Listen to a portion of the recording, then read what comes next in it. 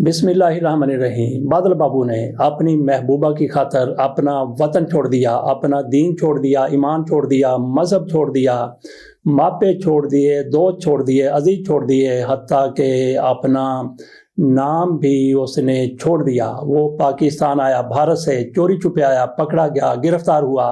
गिरफ्तारी के बाद उसने जिस लड़की से शादी करना चाही थी वो लड़की तो नहीं मान रही, लेकिन इसकी तरफ से इस्लाम कबूल करने का ऐलान किया गया है। ये सारा कुछ कैसे हो गया, उसके वालिदैन इस हवाले से क्या कहते हैं, ये पहले मुलाजा कीजिए, उसके बाद हम जायज़ा लेते हैं कि किस तरह से लोग अपना दीन, ईमान, मज़हब शादी की खातर, महबूब की खातर या किसी और वजह से छोड़ देते हैं। तो पहले मुलाहिज़ा कीजिए कि इसके साथ क्या हुआ, कैसे गिरफ्तार हुआ और कैसे पता चला कि इसने इस्लाम कबूल किया है। इसके वालिदैन क्या कहते हैं, इसका भाई क्या कहता है, ज़रा मुलाहिज़ा कीजिए।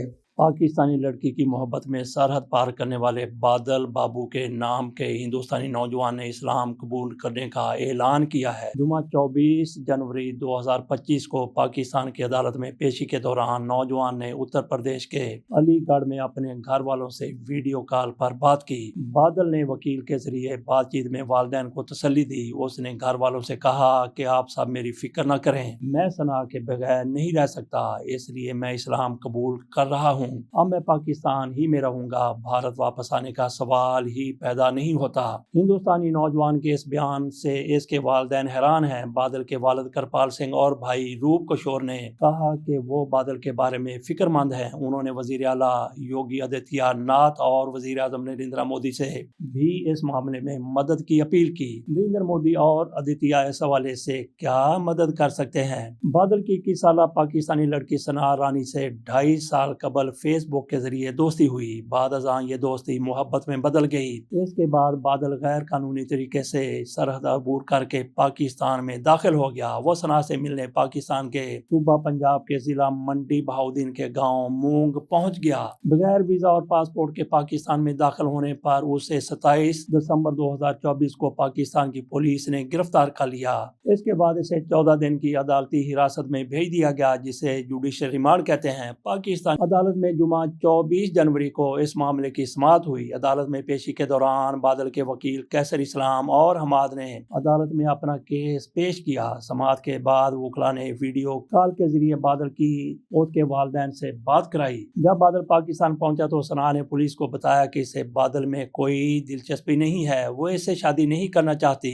उसी वक्त बादल ने सना के साथ घर बसाने की ख्वाहिश जाहिर की थी। उसने ये भी कहा था कि वो सना से शादी के लिए किसी भी हद तक जा सकता है। बादल के वालिद करपाल सिंह ने बताया कि उनका बेटा दिल्ली के गांधीनगर में 8 साल से दर्जी का काम कर रहा था। उन्होंने अपने बेटे से आखिरी बार 29 सितंबर 2024 को फोन पर बात की थी। 30 अक्टूबर को उसने दिवाली से पहले वीडियो कॉल पर घर आने की बात की थी, लेकिन दिवाली से 15 दिन पहले वो दिल्ली में अपने किराए के मकान से गायब हो गया। उसके बाद अचानक खबर आई कि उसे पाकिस्तान में गिरफ्तार कर लिया गया है। करपाल सिंह अपने बेटे को वापस लाने की हर मुमकिन कोशिश कर रहे हैं। पाकिस्तान में एक वकील मुकर्रर किया गया है और दस्तावेजात भेज दी गई हैं, लेकिन खानदान की परेशानी उस वक्त बढ़ गई जब जुमा के रोज समाअत के दौरान बादल ने हिंदुस्तान वापस आने से साफ इनकार कर दिया और कहा कि वो इस्लाम कबूल कर रहा है और हमेशा पाकिस्तान ही में रहेगा। बादल के भाई रूप किशोर का कहना है कि हमें उम्मीद है कि वो एक दिन घर वापस आएगा। दरिया सना पाकिस्तान की अदालत में अगली समाअत की तारीख का भी फैसला नहीं किया गया।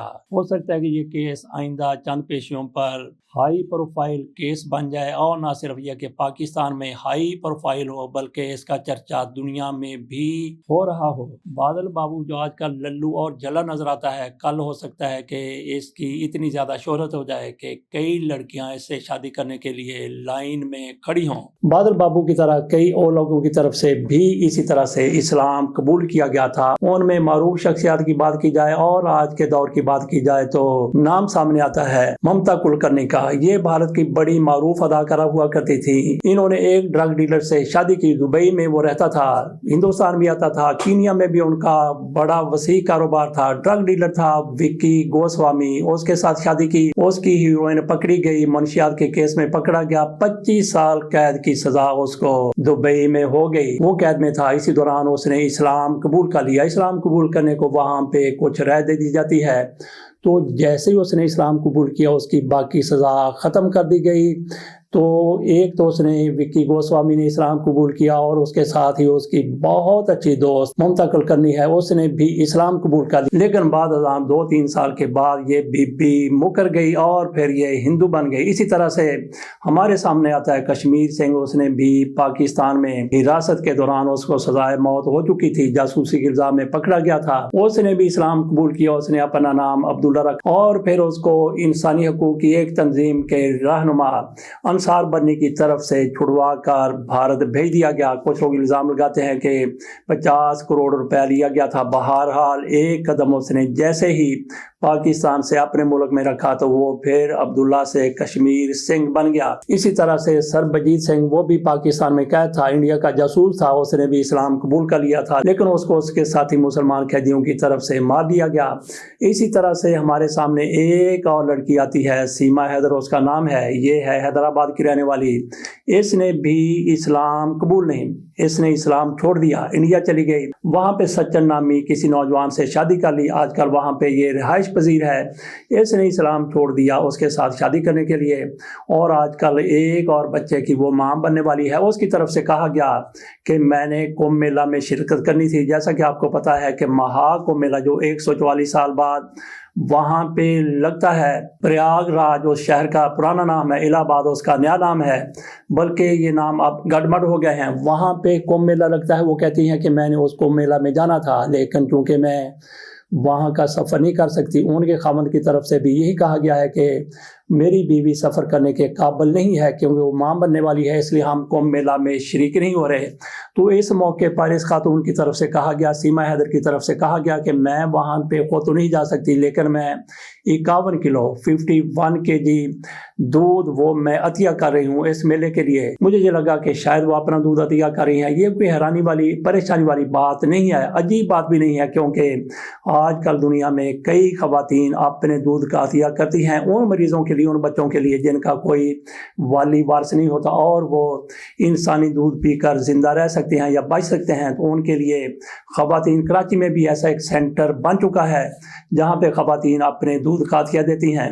تو اس حوالے سے خاتون کی طرف سے ریکارڈ بھی قائم کیا گیا ہے، بلکہ اس نے اپنا ریکارڈ خود ہی توڑا ہے۔ اس کا نام ایلیسس ہے اور یہ امریکہ کی رہنے والی ہے۔ اس کی طرف سے 2000 kg دودھ عطیہ کیا گیا ہے۔ وہ کہتی ہے کہ میں پیسے، میرے پاس اتنی ہمت نہیں کہ میں انسانی خدمت کے لیے پیسے عطیہ کر سکوں، تو میں اپنا دودھ عطیہ کر رہی ہوں۔ 2014 میں اسی خاتون کی طرف سے 1500 لیٹر دودھ عطیہ کیا گیا تھا، تو اب ان کی طرف سے 2000 لیٹر سے زیادہ دودھ عطیہ کیا گیا ہے ایسے بچوں کے لیے جن کو ایسے دودھ کی ضرورت، لیکن ان کی مائیں یہ دودھ اپنے بچوں کو نہیں پلا سکتی۔ تو اس طرح سے ایلیسس کی طرف سے یہ ریکارڈ قائم کیا گیا ہے۔ تو میں نے سمجھا کہ شاید ایلیسس کی طرح اس خاتون کی طرف سے بھی، سیما حیدر کی طرف سے بھی اپنا دودھ عطیہ کیا جا رہا ہے، لیکن پتہ چلا کہ انہوں نے دودھ خریدا ہے، گائے کا دودھ ہے، اور انہوں نے کمبھ میلہ کے لیے، زائرین کے لیے، یاتریوں کے لیے بھیج دیا ہے۔